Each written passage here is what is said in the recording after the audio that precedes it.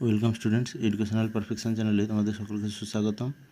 আজকে আমরা 2025 সালের সপ্তম শ্রেণীর ফার্স্ট সামেটিভ পরীক্ষার 2025 সালের সপ্তম শ্রেণীর ভূগোলের এক সেট প্রশ্ন আলোচনা করব। তোমরা দেখতে পাচ্ছ এটা 2025 সালের ফার্স্ট সামেটিভ ইভ্যালুয়েশনের সপ্তম শ্রেণীর ভূগোল কোশ্চেন। এই পরীক্ষায় পূর্ণ মার্ক ছিল 30 মার্ক এবং সময় ছিল 1 ঘন্টা। 2026 সালেরও ফার্স্ট সামেটিভ কোশ্চেন সপ্তম শ্রেণীর 30 মার্কের হবে এবং সময় থাকবে 1 ঘন্টা। এখানে একের দাগে রয়েছে সঠিক উত্তরটি নির্বাচন করে লেখো। প্রথম প্রশ্নে রয়েছে সূর্য থেকে পৃথিবীর দূরত্ব সবচেয়ে কম হয় কোন তারিখে? অপশান দেওয়া আছে 3রা জুলাই, 4ঠা জুলাই, 3রা জানুয়ারি, 4ঠা জানুয়ারি। সঠিক উত্তরটা দিতে হবে, যেটা হচ্ছে দূরত্ব কম অর্থাৎ অনুসুর অবস্থান। পৃথিবীর অনুসুর অবস্থানের তারিখ হচ্ছে 3রা জানুয়ারি হবে সঠিক উত্তর। তারপরে 1-2 প্রশ্ন রয়েছে নিশি সূর্যের দেশ কাকে বলা হয়? নরওয়েকে, জাপানকে, সুইজারল্যান্ডকে নাকি হল্যান্ডকে? উত্তর হবে নরওয়েকে। 3 দাগে রয়েছে দ্রাঘিমাগুলি বিস্তৃত পূর্ব পশ্চিমে না উত্তর দক্ষিণে না উত্তর পশ্চিমে না কোনোটি নয়। তোমরা জানো দ্রাঘিমা রেখাগুলা পৃথিবীর উত্তর মেরু থেকে দক্ষিণ মেরু পর্যন্ত বিস্তৃত, অর্থাৎ উত্তর দক্ষিণে বিস্তৃত হবে। 4 দাগে রয়েছে ব্যারোমিটার যন্ত্রের সাহায্যে বায়ুর উষ্ণতা, বায়ুর আর্দ্রতা নাকি বায়ুর চাপ নাকি বায়ুর গতিবেগ মাপা হয়? তাহলে এটা সঠিক উত্তর হবে বায়ুর চাপ মাপা হয় ব্যারোমিটার যন্ত্রের সাহায্যে। 1 দাগের 5 প্রশ্ন হচ্ছে স্বর্ণরেণু নদী কাকে বলা হয়? ইয়াংসি নাকি সিকিয়াং নাকি হোয়াংহো নাকি আমুর নদীকে? তাহলে স্বর্ণরেণু নদী বলা হয় ইয়াংসি নদীকে। সঠিক উত্তর হবে ইয়াংসি। চীনের ধানের গোলা কাকে বলা হয়? 6 দাগে রয়েছে হুনান, বেজিং, সাংহাই না টোকিও প্রদেশকে? আমরা জানা যে টোকিওটা হচ্ছে জাপানের শহর, আর চীনের ধানের গোলা বলা হয় হুনান প্রদেশকে হবে সঠিক উত্তর। 2 দাগে বলছে নির্দেশ অনুসারে প্রশ্নগুলো উত্তর দাও, যে কোনো 4টি। 2-1 প্রশ্ন রয়েছে কোন তারিখটিকে কর্কট সংক্রান্তি বলা হয়? তাহলে সঠিক উত্তর হবে 21শে জুন। 21শে জুন তারিখটিকে বলা হয় কর্কট সংক্রান্তি, যেদিন কর্কটক্রান্তি রেখার উপরে সূর্য লম্বভাবে কিরণ দেয়। এটা হলো কর্কট সংক্রান্তি। তারপর শূন্যস্থান পূরণ করো। বলছে জিপিএসের পুরো কথাটি হলো ড্যাশ। লিখতে হবে জিপিএসের পুরো কথাটি হলো গ্লোবাল পজিশনিং সিস্টেম। তো 2-3 প্রশ্ন রয়েছে উচ্চতা বাড়ার সাথে সাথে বায়ুর চাপ ও উষ্ণতার কীরূপ পরিবর্তন হয়? তাহলে এর উত্তর হবে উচ্চতা বাড়ার সাথে সাথে বায়ুর চাপ কমে যায়। যত উচ্চতা বাড়ে তত বায়ুর চাপ কমে যায় এবং উষ্ণতাও কমে যায় অর্থাৎ হ্রাস পায়। তাহলে আমাদের ঘনমণ্ডলে আমরা অবস্থান করি, এখানে উচ্চতা বাড়ার সঙ্গে সঙ্গে বায়ুর উষ্ণতা কমে যায় এবং বায়ুর চাপও কমে যায় অর্থাৎ হ্রাস পায়। তো 2-4 প্রশ্ন রয়েছে সত্য বা মিথ্যা লেখো।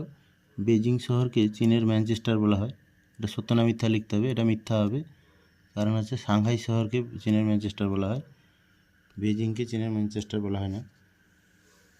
তবে 2-5 প্রশ্নটি রয়েছে এশিয়া ও ইউরোপের মাঝখানে, এশিয়া ও ইউরোপ মহাদেশের মাঝে রয়েছে কোন পর্বত? তাহলে কোন পর্বতের কথা জিজ্ঞেস করেছে? তাহলে এশিয়া আর ইউরোপের মাঝখানে রয়েছে ইউরাল পর্বত। ইউরাল পর্বত আর ইউরাল নদী এশিয়া এবং ইউরোপ মহাদেশের মাঝখানে রয়েছে, তোমরা জানো। তাহলে এখানে পর্বত শুধু জিজ্ঞেস করেছে, তাই ইউরাল পর্বত লিখা হবে। এশিয়া এবং ইউরোপ মহাদেশের মাঝখানে রয়েছে ইউরাল পর্বত। তারপরে 3 দাগে রয়েছে অনধিক 30 শব্দের মধ্যে উত্তর দাও, যে কোনো 2টি প্রশ্ন। প্রথম প্রশ্ন হচ্ছে সৌর বৎসর কি? 2 দাগে প্রশ্ন রয়েছে সমচাপ রেখা বা সমপ্রেশ রেখার 2টি বৈশিষ্ট্য উল্লেখ করো। 3 দাগে রয়েছে এশিয়া মহাদেশের একটি দক্ষিণ বাহিনী নদী এবং একটি পূর্ব বাহিনী নদীর উদাহরণ দাও। তাহলে এশিয়া মহাদেশের একটি দক্ষিণ বাহিনী নদী হবে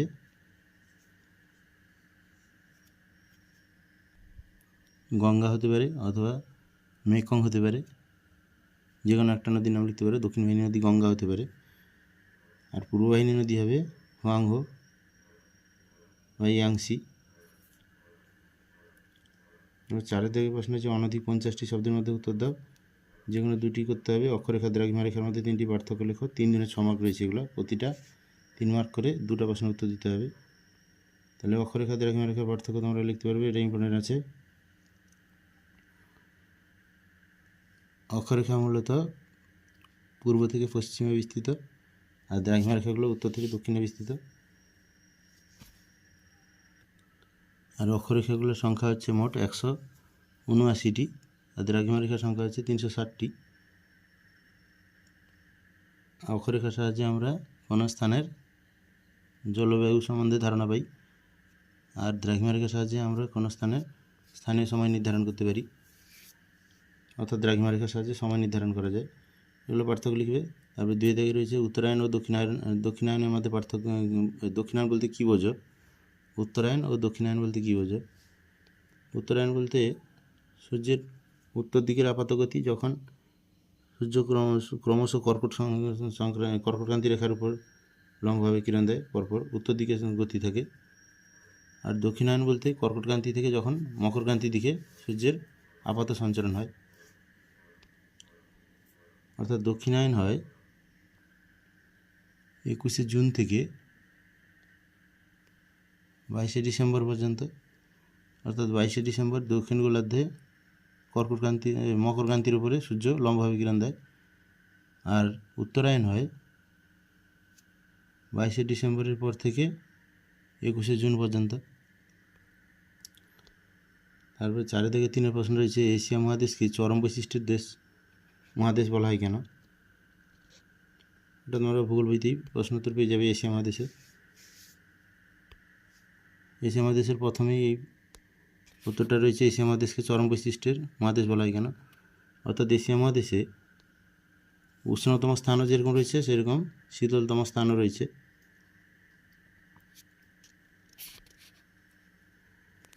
পাঁচের দাগের প্রশ্ন হচ্ছে, অনধিক 80টি শব্দের মধ্যে উত্তর দাও।